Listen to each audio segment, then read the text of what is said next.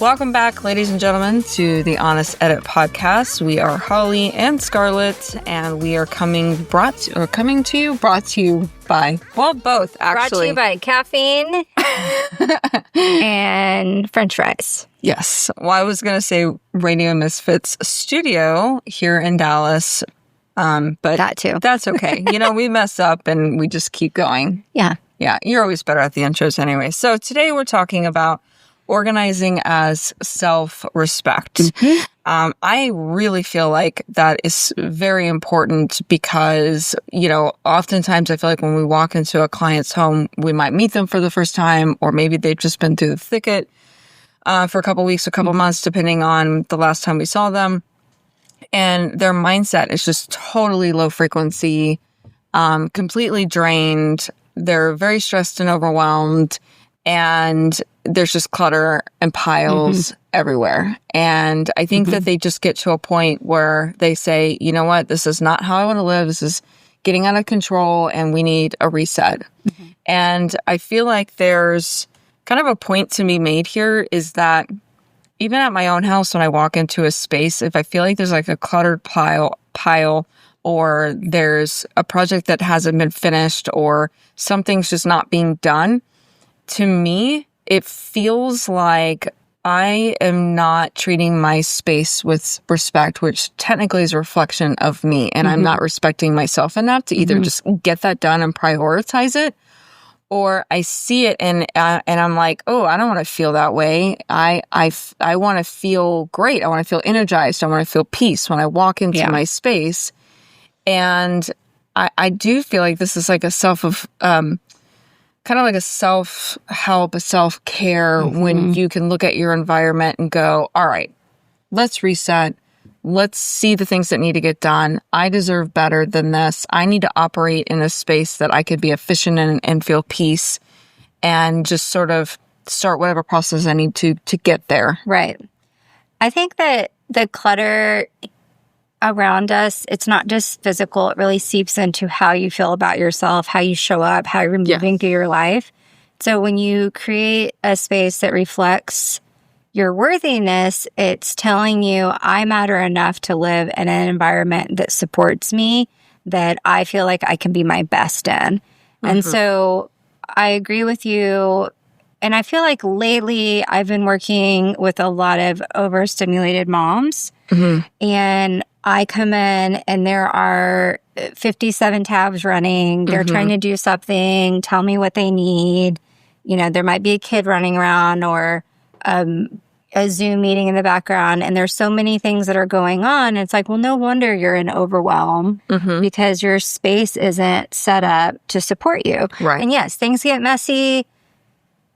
Sometimes it's hard. We all know that. But what we want what we feel with our clients and we want you to look at is maybe a mindset shift of having an organized home or having not even organized like Pinterest pretty, just having things where you can find them is going to mitigate the stress and the overwhelm that you have to do simple daily tasks. Right. If you know where the scissors are, if you know where that craft project is, if you know where your kid's shoe is, you know where that Lego is, whatever, it's going to help you get through the day easier instead of constantly putting you in the state of overwhelm.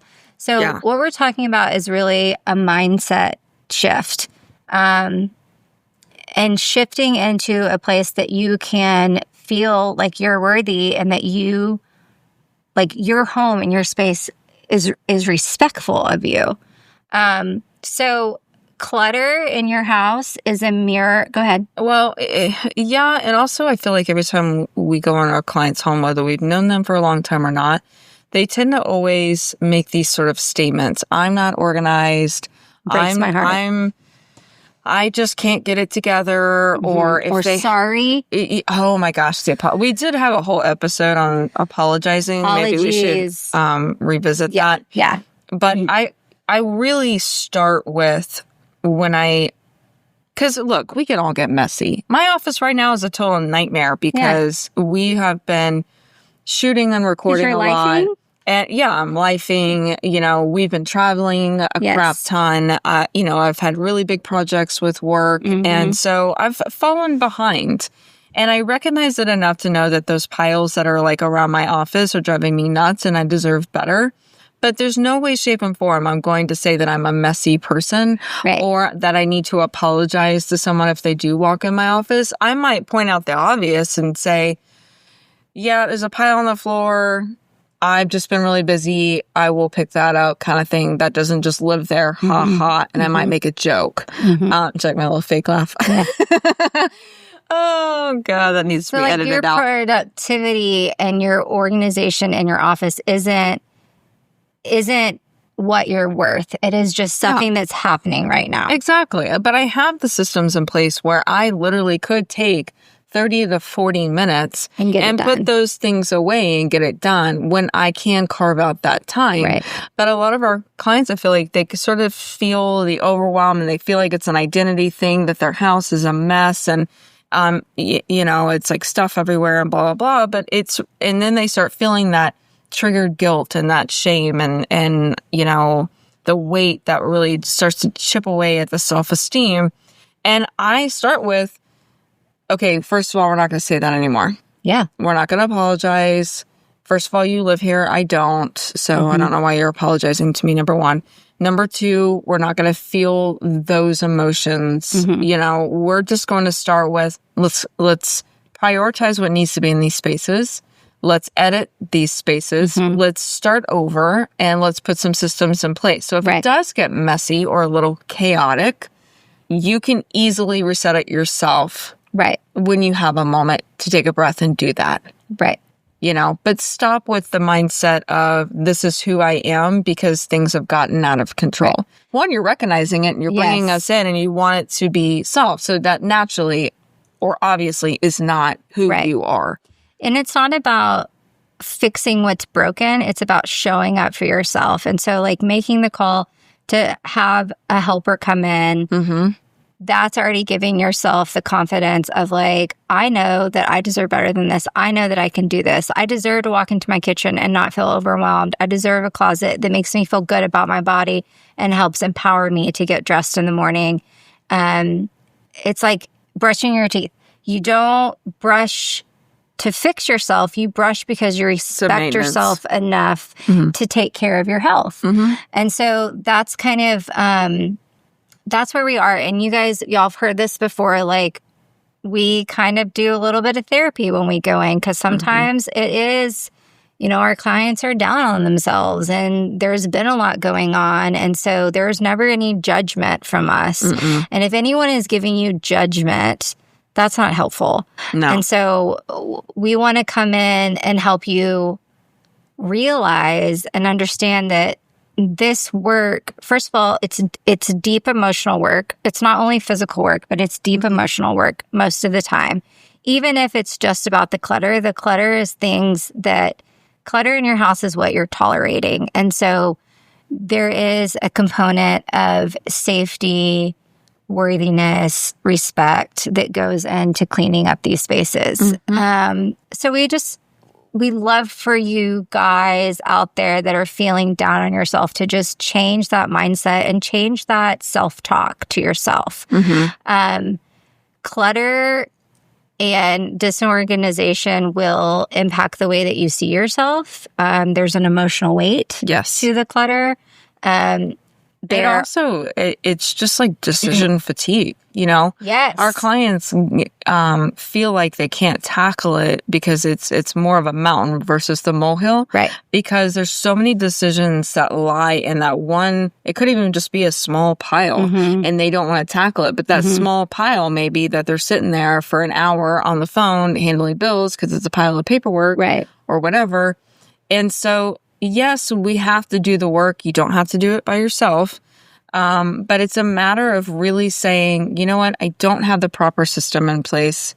I should put that proper system in place. It might take me a hot minute to do that, or I may have to bring someone in and then spend a little bit of time with them. But that is worth it because the stress gets minimized, the overwhelm reduces, and you're not deciding on too much. Because a lot of times, especially for me, and this is what I touched on when we first started talking, was when I walk into a space and there's just crap everywhere, I'm like, oh God, decision there, decision there, decision there. And I can't do it and I won't do it. And I've put up those boundaries enough to know that it's very important to me to carve out that time to do that organization during my week at some point, because I don't want to deal with those feelings. Right. I don't want to feel like my brain is overprocessed when I come home at night at 6 p.m. and I'm already tired and I've already made too many decisions throughout the day, or I've talked too much or whatever. And so it's just very important to just reassess. All right, when life's getting a little too chaotic and a little bit too busy, when's a good time to reset? Right. You know, but it is in no way, shape, or form who you are as a person, and to feel that sort of guilt and that shame and that whatever. You know, we're all human. We're all trying our best, and there's always a reset point. Period. Right.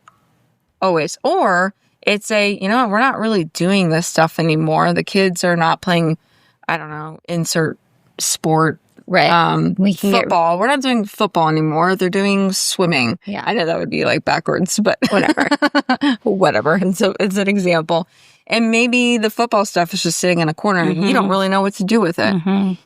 Well, that clutter keeps you stuck, and then it feeds into that like self-talk of like, I'm messy and disorganized and I'm not capable.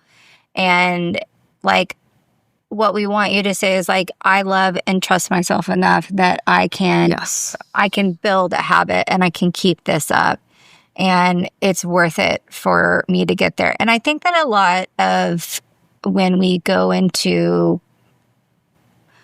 for me, I mean, and I'll speak for you too, because I know that this is what we come up with a lot, but a lot of us in this generation, our parents and the way that we were raised, it was so different. And maybe there wasn't a lot of executive function put into your development. So there wasn't, you know, conversations about this pile and like, what does this need? And where does this go? And all of those things, because your parents are trying to parent you're doing all these things. They're, you know, working. It's all of this. And I think that really the past, I don't know, 20, 30 years, that's really changed with how popular organizing has been and how much, I'll say self-help, but how much emphasis the world has put on stopping, taking a breath, figuring things out, being in the moment, going through your spaces. I mean,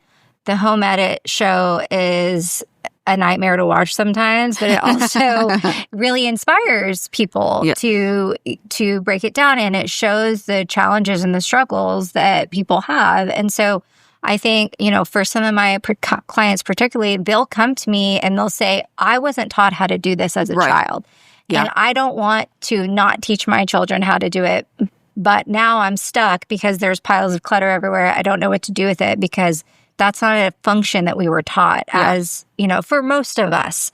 So that ties to the shame and the procrastination. And so that clutter will get you stuck. So really thinking, going back and saying, I can make this habit happen. I can spend 5 minutes a day doing this so it doesn't get stuck. I can call someone to come in. I'm worthy of these changes. And also, I mean, speaking of 20, 30 years, we live in a society that just bulk buys. Yes. Oh my gosh. Like I have a few clients right now that I'm coaching, and really the clutter evolves, you know, and they recognize it because of shopping habits. Yes. So sometimes it's really not even about how they manage the home, but what are you doing that's bringing stuff into the home? Yes. You know, and I feel like at that point it's a matter of, okay, well, here's a root issue here. There's a root cause. Why are we shopping so much? Yeah. And what are we trying to fill in that shopping? Yes. What are we stressed when we're shopping? And so we're scrolling on Instagram or something like that. We see something really cute. We just instantly buy it without sort of taking a pause and a breath and going, wait a minute, do I really need this? Or is this like an impulse buy? Can I be doing something else that's maybe healthier to manage my stress? Or is it out of boredom? You know, you're dropping your kiddos off somewhere. You got to go wait. Maybe there's like a Target or something where you can pop in and you're going, ooh, cute stuff. And you load up the cart because, you're going around, but you could be doing something else. Go get ice cream. Go have a coffee. Have a walk. Listen to a podcast like ours. I think it's the instant gratification that we're looking for. And that is from childhood stuff. That is from like us trying to fulfill different emotional buckets with things. And there's been so much talk about that in the past several years, about the instant gratification of buying the thing or having the thing.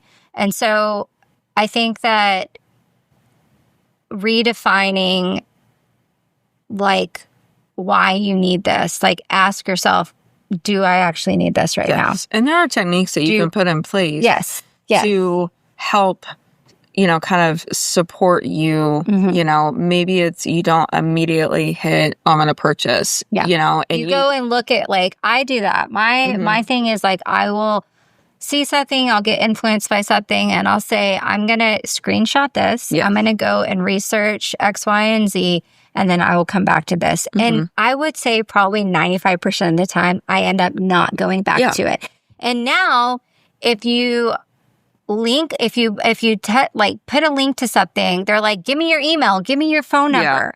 So you go in and you can get the discount without your email or your phone number, but you go in and you say stop.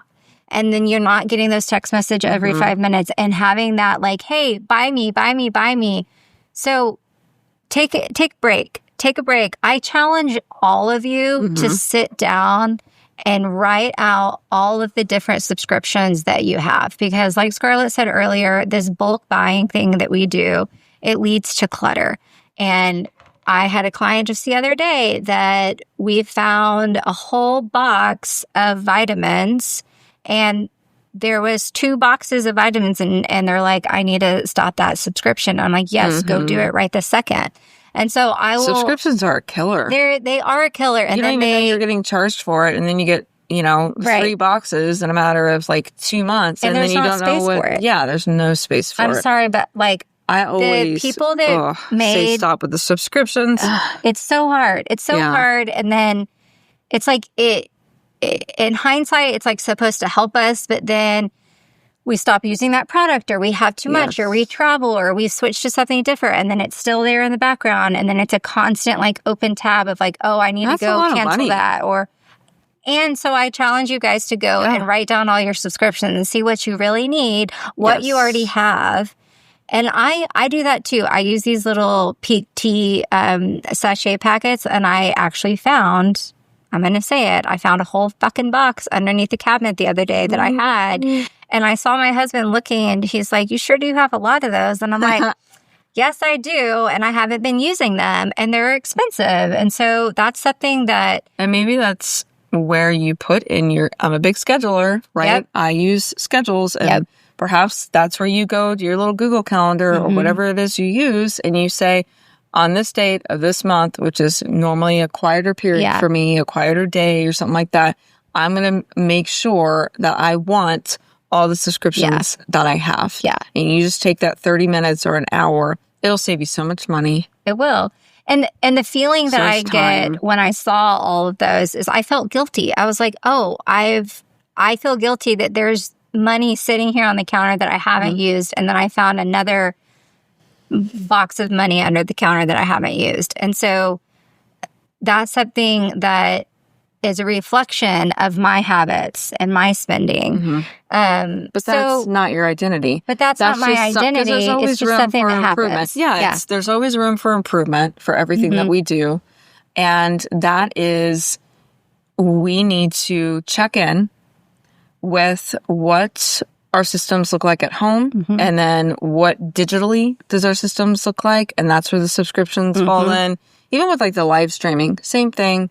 I have no idea, and I need to sit down and I can challenge myself on a certain day of the month to see what is it that I am actually paying for. And then I won't have that surprise, or I won't have that sort of guilt. Oh man, I just found that box or whatever. And it's one day out of the month that you just do an overview and make sure that whatever is in play, you actually want it. Or is like when I'm doing coaching with clients, we do a weekly check-in of certain spaces. Is this working for the space? Do we still do everything that's in the space? We still have interest in it. It's current. It's not out of season, whatever. Do we need to edit the space? Or is this something that we need to change or tweak or whatever the case might be? It's just an evaluation and putting that in your schedule. And it's worth it because things don't get built up. It's that type of maintenance that doesn't normally get talked about unless you're talking with an organizer. Exactly. And then there's all of these feelings behind, I haven't been doing this, or I don't feel worthy of this, or this space is never going to get clean because I can't keep up with it. And so it's just a very small shift and a discipline into taking the time to sit down and go through those things. And I really think you can flip that script to sort of wrap up here on this episode. And first of all, stop the apologizing. Stop the self-negative talk. If you want to be an organized person, I'm an organized person. Correct. I do great with systems. I check in to my spaces and my digital footprint. Thank you. And that's what I do. And start with that. You may not be doing it yet, and that's okay, but that doesn't mean you're never not going to do it. So just say, I'm not doing this yet, but I am this person. I'm an organized person. I set boundaries. I talk positively about myself. I do check-ins with my space and my digital footprint. That's where you start. Right. So this week, you guys pick one little spot, like your nightstand or your desk or the kitchen countertop, and organize that with intention. Yes. And take any of that negative self-talk out of there. And it's not for aesthetics, but simply like a reflection of your own worth and a reflection of what is functional in that space.